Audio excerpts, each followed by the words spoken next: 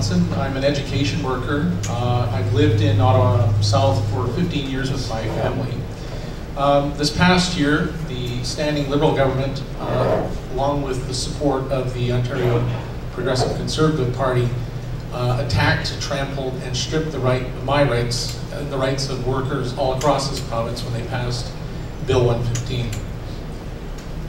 My question is to all the candidates, but first to Ms. Funicello and the NDP as an alternative.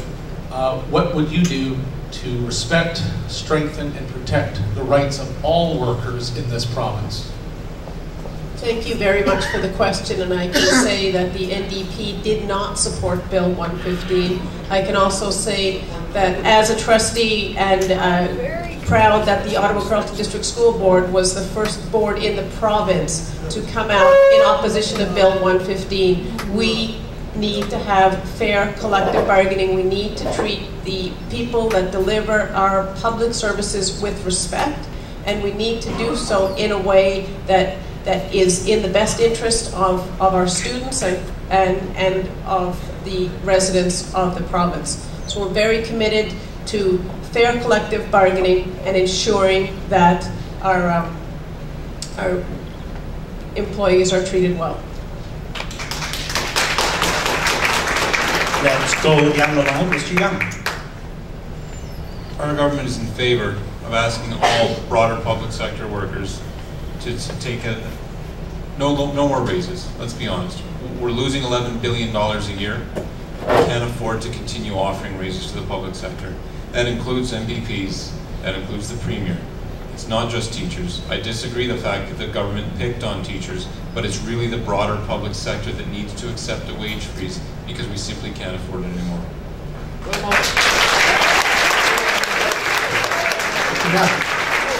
about politicians? Well, you know when they say we can't afford anymore, I'll pay my tax for army and police to handle strife.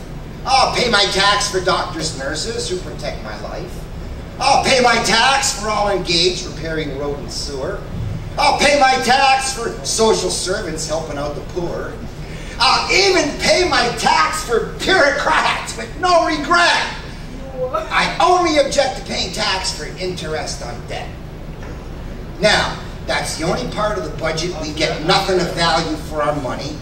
I'll pay my tax for every logical human time and toil, but I don't want to pay no tax for money's time.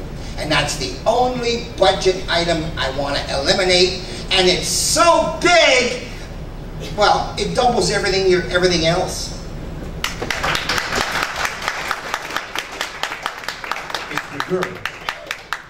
Are you a teacher? I am proudly. I was a teacher for 6 years. I have some sense of where you're coming from. I still do adult education teaching on financial planning subjects. That being said, the Freedom Party, and me in particular, would be the greatest supporter of workers' rights, in fact, all individual rights of the group assembled here, I believe. I believe you have an absolute right to freely negotiate contracts.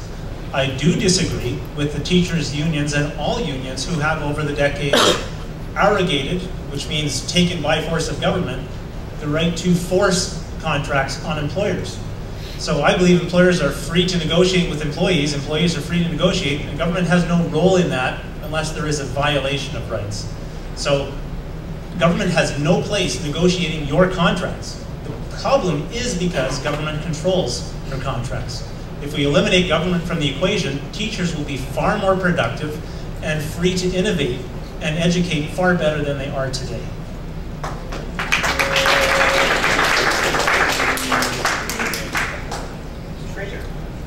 I think we have to take some perspective and look back to 2003 and remember where we were at in our schools. And I'm sure that you remember that.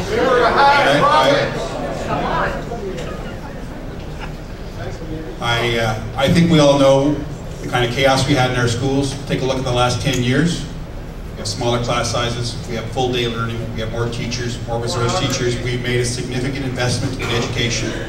We got ourselves into a situation where about we came to an agreement with half of our teachers. And then with the other two groups, well, one group didn't want to talk at all. The other group, we stopped talking. Both sides take responsibility. Because the people who got caught in the middle were the teachers, the parents, and the students.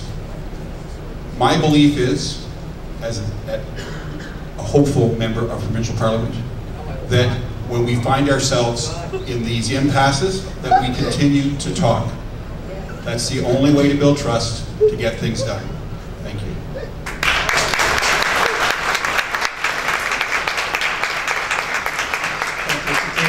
So, when the government has a monopoly, whether it's healthcare or education, and then they turn around and want to regulate how much those people working in that monopoly are going to get paid, yeah, it's completely wrong.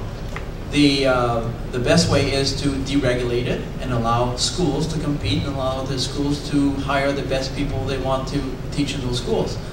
School vouchers would be decided, would be spent on the schools that can compete the best. But government's coming along and telling who is going to get paid what is wrong. So we would deregulate the education system, allow the schools to compete for the dollars, and therefore they could hire the best people and pay them whatever they deserve, but not the government setting your rates. Thank you, Mr. Crusoe. Ms. Howard. Thank you for the question, Les. We are certainly against Bill 115. We were against Bill 115. And so educators are the key component to a healthy society. Because without educated people, then we all suffer. So definitely do what we can to work with teachers because they are a key component to our society. Thank you. Mr. Evans. Well, any public labor strife affects disabilities. It's we depend on teachers, we depend on nurses, we depend on doctors, we depend on physiotherapists, we depend on almost the whole public system. We believe in fair negotiations. That's where we stand. Thank you. Thank you very much. Thank you all for your questions.